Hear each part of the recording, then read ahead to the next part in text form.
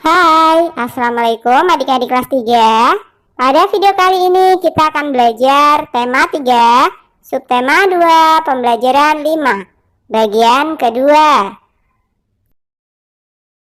Kamu akan mengenal alat yang digunakan untuk menimbang berat.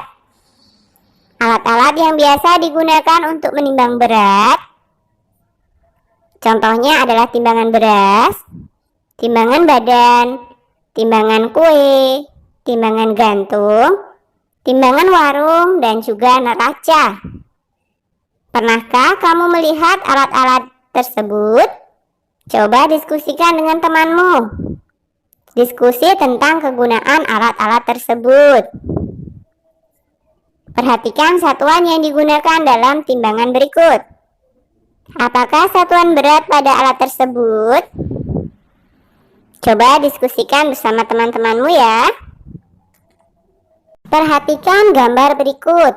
Lani akan menentukan massa benda. Bantulah Lani memilih alat untuk menimbang yang sesuai. Massa bayi ditimbang dengan timbangan gantung. Massa telur ditimbang dengan timbangan warung. Massa emas ditimbang dengan neraca. Massa tepung ditimbang dengan timbangan kue. Massa beras ditimbang dengan timbangan beras. Hari Minggu, Dayu dan Ibu membuat masakan istimewa. Dayu membantu Ibu menimbang bahan-bahan yang diperlukan. Dayu menggunakan timbangan kue. Untuk memasak kue, Ibu menggunakan kompor gas. Kompor gas memerlukan tabung gas. Tahukah kalian di dalam tabung gas terdapat LPG? LPG adalah benda berwujud gas. Gas ini dimanfaatkan untuk bahan bakar. Kelebihan pemakaian LPG dibandingkan bahan bakar lainnya banyak. Misalnya kayu bakar ataupun minyak tanah. Kelebihannya yaitu mudah dalam penggunaan, lebih bersih, dan lebih praktis. Bantulah Lani cara membaca timbangan kue. Gunakan satuan kilogram dan gram. Bahan yang pertama akan ditimbang Lani adalah daging ayam. Gambar yang pertama menunjukkan 5.200 gram atau 5 kilo dan 200 gram. Gambar yang kedua menunjukkan 4.600 gram atau 4 kilo dan 600 gram. Gambar yang ketiga menunjukkan 3.200 gram atau 3 kilo dan 200 gram. Kemudian bahan berikutnya yang akan ditimbang adalah jagung. Gambar yang pertama menunjukkan 3.000 gram, 3 kilo dan 0 gram. Kemudian gambar yang kedua menunjukkan 2.200 gram atau 2 kilo dan 200 gram. Kemudian gambar yang ketiga menunjukkan 5.000 gram, 5 kilo dan 0 gram. Bahan yang ketiga yang akan ditimbang adalah ikan. Gambar yang pertama menunjukkan 4.200 gram atau 4 kilo dan 200 gram. Gambar yang kedua menunjukkan 5.600 gram atau 5 kilo dan 600 gram. Sedangkan gambar yang ketiga menunjukkan 2.000 gram atau 2 kilo dan 0 gram.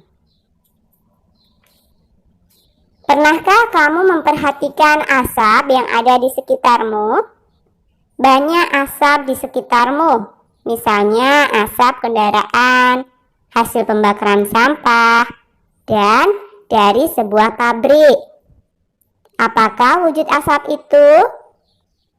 Asap berwujud gas, walaupun di dalam asap masih mengandung campuran benda padat. Hal itu ditandai karena masih dapat dirasakan dan dilihat wujudnya.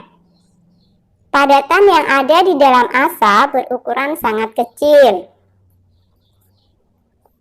Udin membaca berita tentang bencana kebakaran. Bencana tersebut terjadi di beberapa wilayah di Indonesia selama tahun 2015. Kondisi ini mengakibatkan asap menutupi beberapa wilayah di Indonesia. Mari membaca beritanya berikut ini. Presiden ajak masyarakat gotong royong tanggulangi kebakaran hutan. Banjarbaru Antara News. Presiden RI Joko Widodo mengajak seluruh lapisan masyarakat bergotong royong dalam menanggulangi kebakaran hutan dan lahan, sehingga dampak buruknya bisa dikurangi. Masyarakat harus bahu-membahu membantu, karena gotong royong adalah jalan keluar menanggulangi kebakaran hutan dan lahan, ujarnya di Banjarbaru, Kalsel, Rabu. Ajakan itu disampaikan Presiden saat melihat langsung kebakaran lahan dan meninjau titik api di kawasan Guntung Damar, Kelurahan Guntung Payung, Landasan Ulir, Banjarbaru. Presiden meminta masyarakat ikut berperan aktif mencegah terjadinya kebakaran hutan dan lahan, sehingga dampak buruk berupa kabut asap tidak merugikan banyak pihak. Dibutuhkan kesadaran masyarakat menjaga lingkungan agar terhindar dari pembakaran lahan, di samping kesadaran tidak membakar lahan dan semak di sekitarnya, pesan Presiden. Nah, apa pesan Presiden menurut berita tersebut? Presiden ajak masyarakat gotong royong menanggulangi bencana kebakaran hutan dan lahan.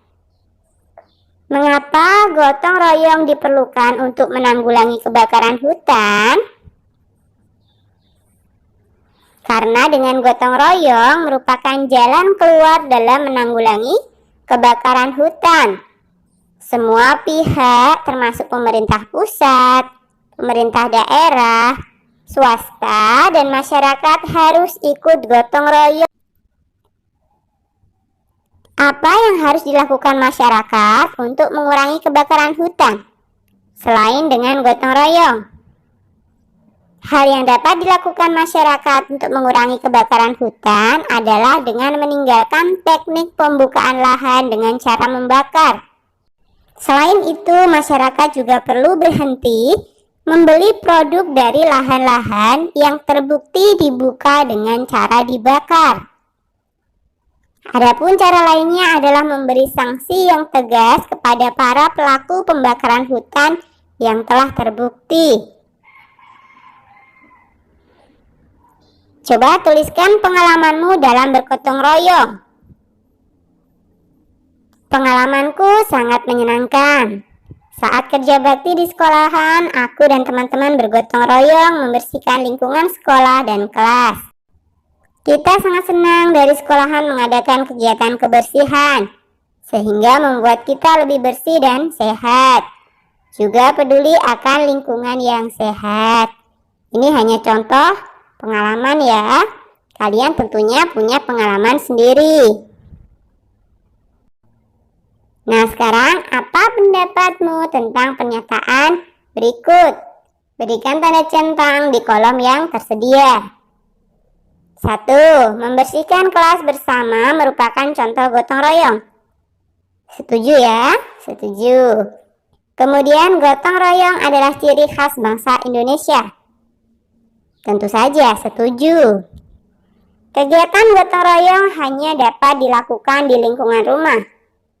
Tidak ya, tidak setuju.